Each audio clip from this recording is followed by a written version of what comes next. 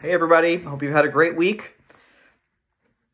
There is a very odd mitzvah in this parsha. There's an odd feature of it. Let's put it that way. It's not an odd mitzvah.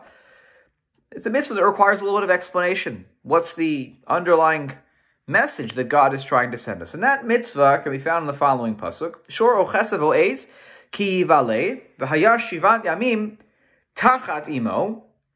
That when an ox or a sheep or a goat is born, it shall stay under its mother's, it shall stay with the mother for 7 days. But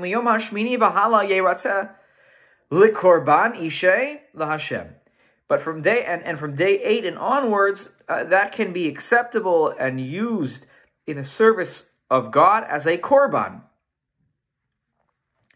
So it begs the question, why is it that for the first 7 days, you cannot use this animal in any kind of ritual process, but on the 8th day, everything changes.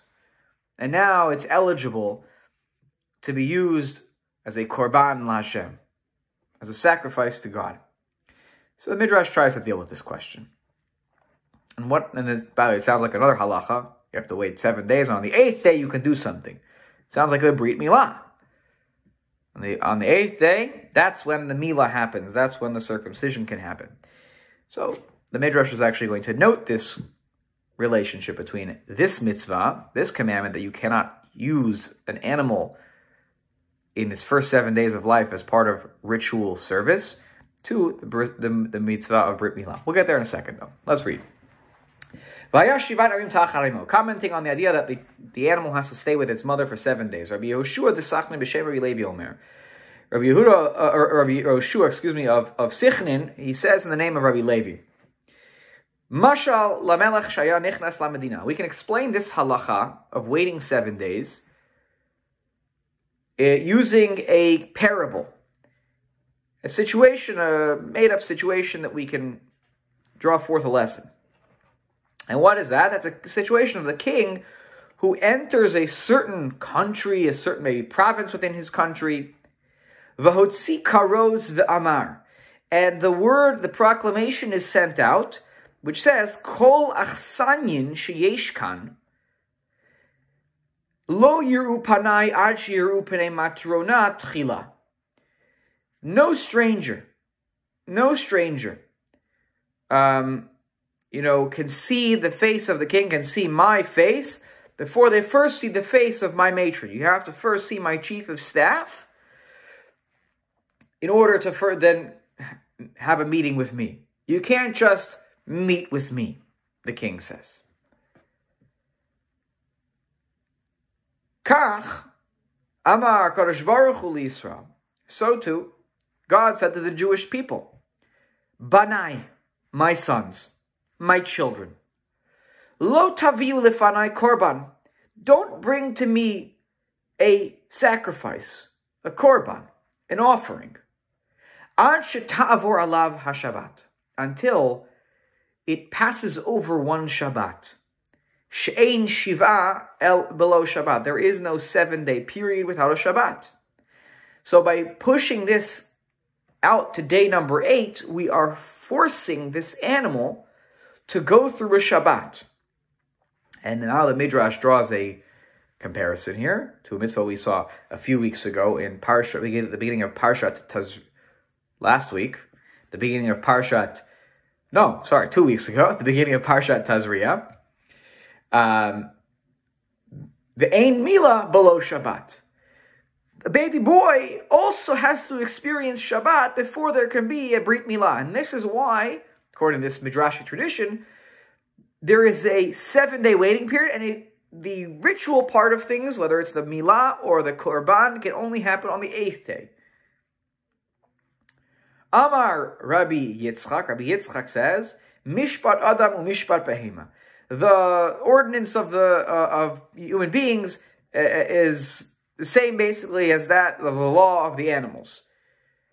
Uvayomash mishpat Adam, what's the law of the human beings? Uvayomash mini yimol. On the 8th day, he shall be circumcised. Umishpat behema, the law, the on par, similar law for animals. Umiyom hashmini, V'hala yeratzeh. From the 8th day and onwards, then it can be used as a korban to God. End of Midrash. So we have a clear connection here between these two mitzvot, Brit Milah, and this idea of waiting till the 8th day for a korban. What's the message here? What's the lesson? What are Chazal, what are the rabbis trying to teach us? And I think that what's going on here really speaks more to the idea of Shabbat than it does of these mitzvot. And that in order to really have an interaction with God, as to use the parable more literally here, but if you want to meet the king, you want to come close to the king, you have to meet Shabbat first. Shabbat and the laws of Shabbat and the way that which we observe Shabbat. Not just the law. Right? You could observe the laws of Shabbat if you zip yourself in a bubble and don't move for 24 hours, 24, 25 hours. But there's a certain way that we're supposed to observe the Shabbat. We're supposed to have festive meals. We're supposed to set aside time from what we normally do during the week. You're not supposed to do uvda dechol. You're supposed to speak in a certain way on Shabbat, not talk about weekday things and business and whatnot. You're supposed to talk about things outside of business. These are things that are ultimately leading us to having deeper connections with the people around us and with the Torah and with God. Now, the day of Shabbat is supposed to be a spiritually invigorating day. That it gets us ready to be able to come in the presence of the king. It's not just that Shabbat is sort of where you find the king. First, you have to have Shabbat. You have to invest. We have to invest in our relationships around us. Enhance them. Make them strong. Enhance our sense of what is important in life. It help us put up in perspective, not talk about the business things and talk about, what stocks we're going to trade and that's not for Shabbos. Our job is to focus on matters of spirituality.